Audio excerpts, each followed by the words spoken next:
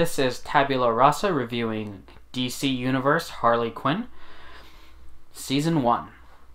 This show is on DC Universe's streaming platform. This show follows the titular character Harley Quinn from going to Joker's girlfriend to her own villain, with more mature themes and adult language in the ensuing hijinks. So how is it as a show? On a scale of 1 through 10, I would say it's somewhere between a 6 and a 7.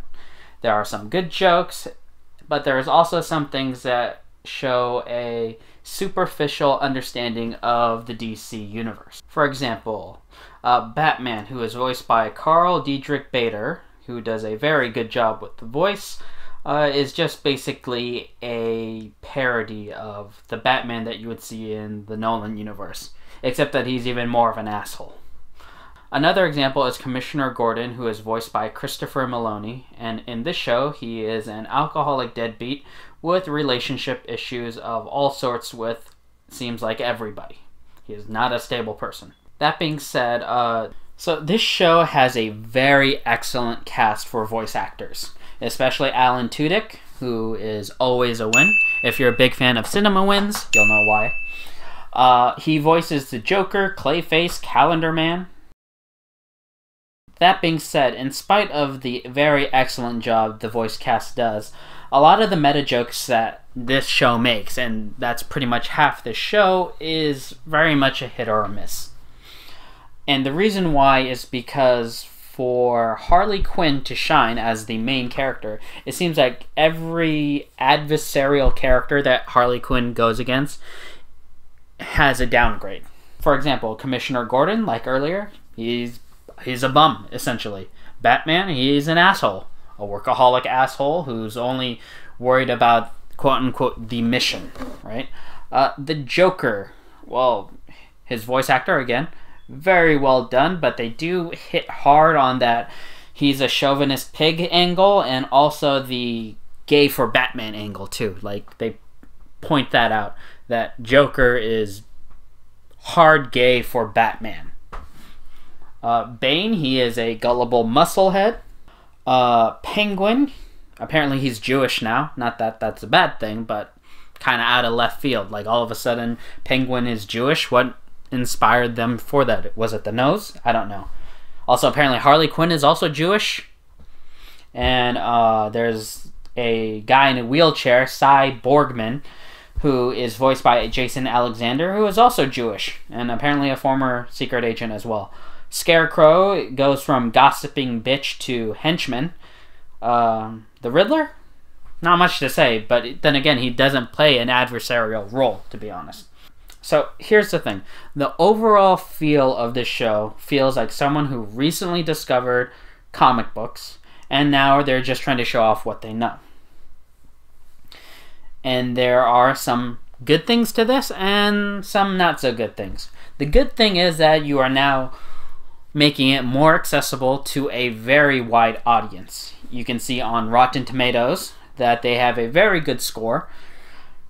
That being said, if you know Rotten Tomatoes, you know that they have a bias. I only need to point out Dave Chappelle's Sticks and Stones, where the critics, quote-unquote, gave him a total score of about 35%. It was much lower at the beginning. And then everybody else really loved it, and so far still has a 99% rating. So again, little bit of a bias there as far as Rotten Tomatoes are concerned.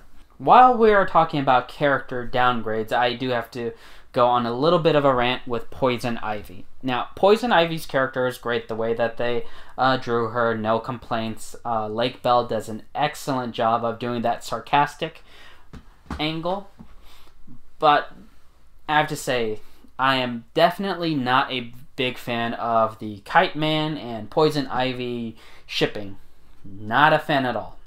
Here you have one of Gotham's top villains, and she gets paired with a C-lister Kite Man. Now, that's fine and all, but did C-lister Kite Man have to be a stereotypical portrayal of a jock frat guy?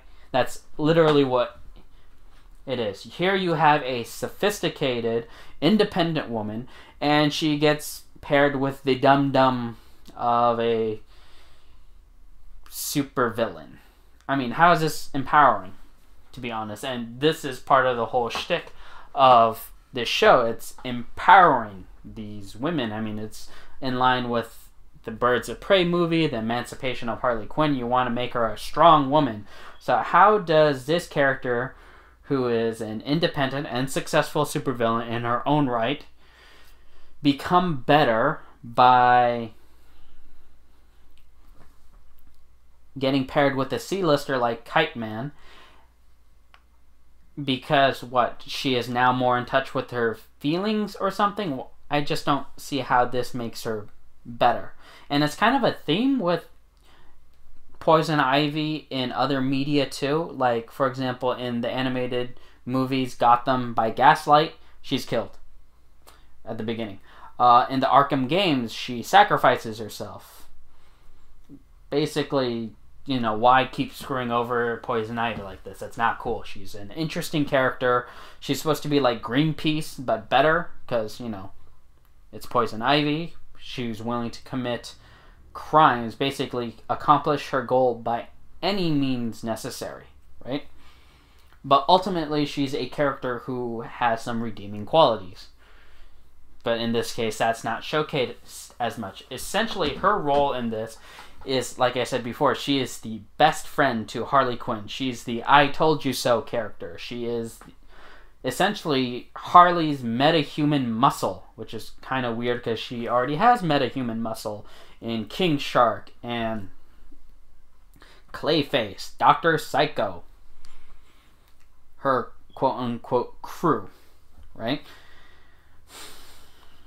I mean, it just seems like kind of a wasted opportunity to just ship off this character when she can be trying to do her own thing. But, you know, because she's kind of presented as this independent kind of woman, does her own thing, but she just goes along with what Harley does, to be honest.